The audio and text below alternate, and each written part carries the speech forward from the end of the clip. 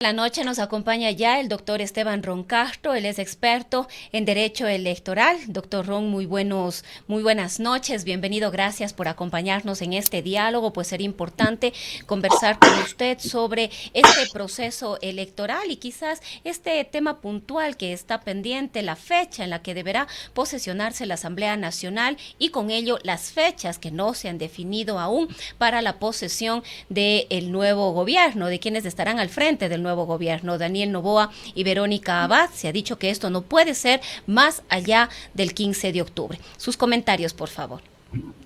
Del 15 de diciembre, Bueno, perdón. sí, 15 de diciembre, Sí. sí. Bueno, buenas noches, gracias por la invitación. Definitivamente existe esta gran expectativa alrededor de la posesión de asambleístas y también del presidente de la República. Pero recordemos que el proceso electoral tiene unas fechas hito y que la formación del calendario regresivo que realizó el Consejo Nacional Electoral puede ser modificable. Partamos desde ahí. ¿Qué es lo que hizo el Consejo Nacional Electoral cuando realizó este calendario regresivo? Tomó fechas máximas, es decir, después de los resultados electorales, hizo una previsión de todos los recursos administrativos que se pueden presentar ante el propio Consejo Nacional Electoral, recursos y reclamaciones ante las respectivas juntas y Consejo Nacional Electoral, así como los recursos subjetivos contenciosos electorales que se pueden presentar ante el Tribunal Contencioso Electoral. Después de esto viene el proceso de proclamación oficial de resultados, que tiene que realizarlo el propio Consejo Nacional Electoral, ¿sí? Una vez que el Tribunal Contencioso Electoral señale la inexistencia de recursos pendientes sobre los resultados numéricos, ¿sí? ¿Qué es lo que pasa en este momento? Todavía se están escrutando los resultados los votos, perdón, para convertirse en resultados finales de la Junta Especial del Exterior. Todavía nos queda por ahí algo de tiempo también en cuanto al binomio presidencial por las reclamaciones o actas inconsistentes. Sin embargo, se pueden acelerar los procesos de acuerdo a la fecha tope que se había establecido para la posesión del presidente electo Daniel Noboa era el 22 de diciembre. Sin embargo, puede adelantarse. Ya lo dijo la vicepresidenta electa también, que debería ser antes del 15 de diciembre, pero todo esto dependerá de los recursos que se establezcan poco a poco ante los dos organismos electorales. La única especificación legal a través de la Ley Orgánica de la Función Legislativa y Constitucional, establece que la Asamblea deberá posesionarse 10 días antes de la posesión presidencial. ¿Para efectos de qué? Es la Asamblea la que posesionaría a Daniel Noboa y la nueva Asamblea tiene que autoconvocarse efectivamente para dar posesión. Es decir, doctor Yo, Castro, que es la Asamblea Nacional la que debe definir la fecha, luego ya de posesionada, por supuesto, para, en este caso, posesionar al nuevo binomio. más que definir, una vez que ésta esté posesionada y previa a la entrega de credenciales, es una estricta aplicación de norma. ¿Sí? La Tiene que norma cumplirse dice en este 10, plazo, perdón, 10 días. 10 días. ¿Sí? 10 días, exactamente. ¿Qué es lo que establece la Constitución de la República del Ecuador? Que la posesión presidencial para periodos ordinarios es el 24 de mayo y que la Asamblea debe posesionarse 10 días antes y realizar también la primera sesión autoconvocada para la definición de las primeras autoridades de la Asamblea Nacional. ¿Qué es lo que pasaría? Nosotros estamos en este momento supeditados a la entrega de credenciales, perdón, y a esa posesión que tiene que darse provincialmente y a escala nacional por los 15 asambleístas nacionales por parte de las delegaciones provinciales del CNE, así como el propio CNE. Y una vez que tengan la posesión respectiva, se autoconvocarán y no pueden ellos establecer una fecha. Se posesionan y a los 10 días ya deben convocar a Daniel Noboa para la posesión presidencial. Ahora, otro de los temas, doctor Ron, que está todavía ahí pendiente de si deberá realizarse, si los tiempos sobre todo le alcanzarán al nuevo presidente, es una posible consulta popular. Este fue uno de los ofrecimientos, además de campaña. Algunos sectores aplauden la decisión considerando los temas que podrían tratarse en esta consulta popular, pero otros sectores dicen que efectivamente esto no sería prudente y que incluso complicaría los procesos que podrían darse y la propia gestión del nuevo binomio en este corto tiempo que tiene para gobernar. La gestión gubernamental se basa en los paralelismos de la administración pública. ¿A qué me refiero con esto? A que se puede manejar una consulta popular a la par de la ejecución de política pública. Es decir, que no merma o no condiciona la consulta popular para que el presidente electo empiece con la aplicación irrestricta de las políticas que tanta falta hacen al Ecuador en las materias que él ya ha establecido y obviamente irá generando una agenda gubernativa propia. ¿Qué es lo que sucede con la consulta popular? La consulta popular tiene plazos indefectibles, ¿sí? Y si es que se esperanza en hacer una modificación estatal de la administración estatal, una modificación a determinadas leyes o disposiciones programáticas a través de consulta popular, esta va a tardar por lo menos 4 meses y medio en tener resultados. Y todo dependerá del momento en el cual el presidente electo presente las preguntas a la Corte Constitucional. ¿Y por qué? Porque las preguntas dentro del sistema jurídico ecuatoriano o cuando se pretende una consulta popular tienen que seguir un camino, ¿sí? Y este camino está regido por tiempos que son indefectibles, pero que además pueden como que aletargarse. Y nosotros tenemos como experiencia la propuesta de consulta popular que realizó el presidente Lasso. Él, desde inicio, anunció una consulta popular. Obviamente se demoró muchísimo tiempo en presentar las preguntas ante la Corte Constitucional. Recordemos que la consulta popular fue anunciada a diciembre del 2021 y se ejecuta en este año. Entonces, es bastante complicado que se dé esta situación. Ahora, ¿cuáles son los tiempos clarísimos? Si es que el presidente Noboa realiza como uno de sus primeros actos, cuando ya esté en gestión gubernamental y emite el decreto respectivo, las preguntas respectivas, los anexos respectivos, la Corte Constitucional puede demorar en el trámite aproximadamente 40 días, ¿sí? Digamos que todas las preguntas tienen la constitucionalidad que se requiere, o en su defecto son modulados, es decir, no entramos en este juego que tuvo Guillermo Lasso, entrego, me las devuelven, modifico y entrego nuevamente, ¿sí? Entonces, si es que el presidente Noboa logra presentar estas preguntas dentro de los primeros días de gestión y además estas preguntas tienen la constitucionalidad adecuada y son redactadas de la manera adecuada, estamos hablando que este trámite duraría 30 días en la Corte Constitucional. Después de eso, la Corte Constitucional no hay un plazo como tal, pero tiene que notificar al Consejo Nacional Electoral, el mismo que debe llamar a elecciones en 90 días. Es decir, hay un plazo condicional de 4 meses y medio por los trámites intermedios extensibles a 5. La consulta popular del presidente Lasso duró 8 meses, ¿sí? A través de los cuales se podría materializar una consulta popular. Pero claro, estamos hablando de 1 año y medio de gobierno. Y si 8 meses, bueno, digamos que no son los 8 meses que le costó a Guillermo Lasso, sino que son los 5 meses. Sí, estamos hablando de 9 meses de ejecución. A mí me parece, y voy a emitir un comentario en este caso personal, que aplicando los paralelismos, es decir, si bien se ejecuta por un lado todas estas políticas anunciadas que son además emergentes y a la par se hace la consulta popular como un mecanismo de transformación y complementario a la política pública, no habría ningún problema, pero depender de la consulta popular para empezar a gobernar, lo veo muy complicado porque, como le digo, son aproximadamente 5 meses que demoraría en materializarse dicha consulta popular y además que los resultados de la consulta popular, cuando existen cambios, dependiendo de si es una consulta popular per se, si un referéndum o consulta, son programáticos en muchos de los casos y pueden ir siendo implementados poco a poco. Ese es el temor que se da en este caso por los escasos tiempos existentes. Ahora sería importante también, doctor Ron, en este punto, aclarar la diferencia entre una consulta popular y un referéndum, justamente en esta coyuntura que estaría planteando el presidente Daniel Noboa. Me parece, de lo poco que conocemos respecto de este tema, que él ha hablado de cambios en el Código Orgánico Integral Penal para favorecer, por ejemplo, el tema de la seguridad. Más allá, lo que hay es sugerencias y recomendaciones de diversos sectores.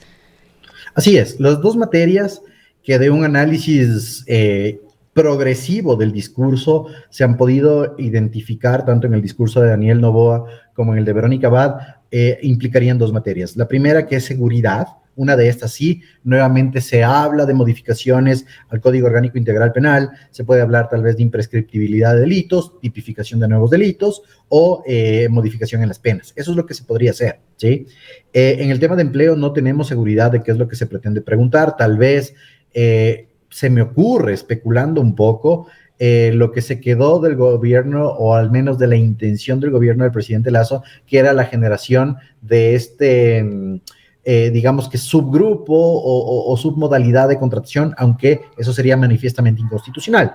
Pero no tenemos certeza. ¿Cuál es la diferencia entre el referéndum y consulta popular? La consulta popular, bueno, todo es consulta popular, ¿sí? Pero según la legislación ecuatoriana, el referéndum son preguntas específicas que atañen a modificaciones legislativas específicas en determinadas materias o la adopción de posibles normas o codificaciones de normas para pretender solventar una política pública. Es decir, reformas estrictamente puntuales a la administración pública o a leyes determinadas. Mientras que la consulta popular son preguntas amplias, ¿sí? Es decir, está de acuerdo con y lanzar una pregunta programática que le permita o tenga rangos de acción, en este caso Daniel Noboa, para ir modificando la concepción estatal. Amplitud versus especificidad, creo que es la forma más fácil de realizar esta diferencia. Además, en el referéndum, recordemos que tiene que ir acompañado de absolutamente todos los anexos modificatorios que se pretenderían realizar, mientras que la consulta popular no. Ahora, doctor Ron, usted ha hablado, por ejemplo, de temas como la reforma al Código del Trabajo o una nueva propuesta laboral, temas también que se han propuesto, quizás porque yo no le he escuchado directamente a Daniel Noboa hablar, que incluiría dentro de esta consulta, pero uno de los temas que podría incorporarse es el de la seguridad social. La pregunta es si efectivamente estos dos temas podrían ser parte de una consulta popular o tendrían luego que pasar por la Asamblea Nacional necesariamente. Depende de la forma en la que sean consultadas. El tema de modificaciones al Código de Trabajo lo veo bastante complicado, pero se puede intentar. El tema de seguridad social, de la misma manera, ya que existen condicionantes constitucionales de la configuración, en este caso del Sistema Nacional de Seguridad Social, así como los derechos que son irrenunciables y la progresividad de esos derechos en el ámbito laboral. Entonces, eso lo veo bastante complicado. Ahora bien, ¿la consulta popular puede hacer derivaciones a la Asamblea Nacional? Sí, pero no es un requisito sin el cual no se puede aprobar una consulta popular. Le pongo un ejemplo. ¿Está usted de acuerdo, de una pregunta, en hacer estas modificaciones legislativas y que la Asamblea en un plazo perentorio las haga o las incorpore? ¿Sí? Pero, ojo, que se genera un mandato popular a la Asamblea que no le exime a esta. La Asamblea, cuando o su trabajo deriva de una consulta popular, tiene que indefectiblemente realizarla. Es decir, no viene a ser parte de un debate político. Esa es la gran diferencia cuando las modificaciones legislativas son propuestas a través de consulta popular.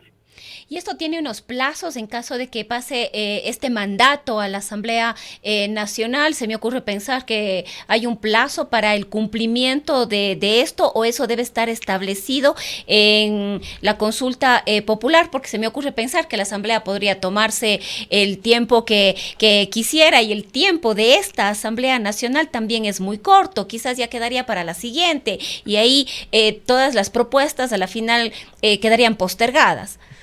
Los plazos se lo establecen en la propia consulta popular, ¿sí? Si es que hablamos de una incorporación legislativa de determinadas normas, no estamos hablando de un ejercicio de producción legislativa, ¿sí? Es decir, que tenga que pasar por debates y demás, sino que se aplica la codificación, es decir, ingresan esas normas al sistema jurídico o a un código específico, y el plazo se lo pone en la propia consulta popular, es decir, no se somete a debate.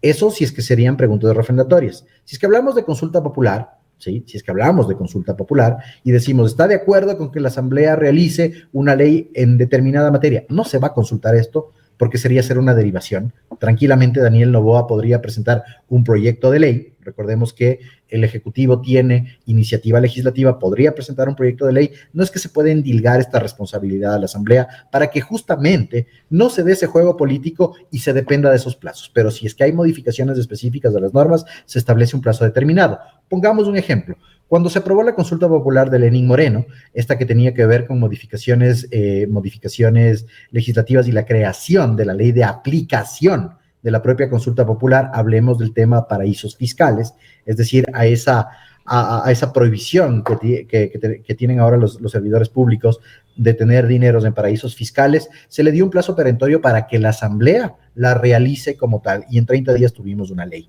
¿sí? Ahora, hay otra posibilidad dentro de los esquemas de consulta popular, que son las modificaciones constitucionales, ¿sí?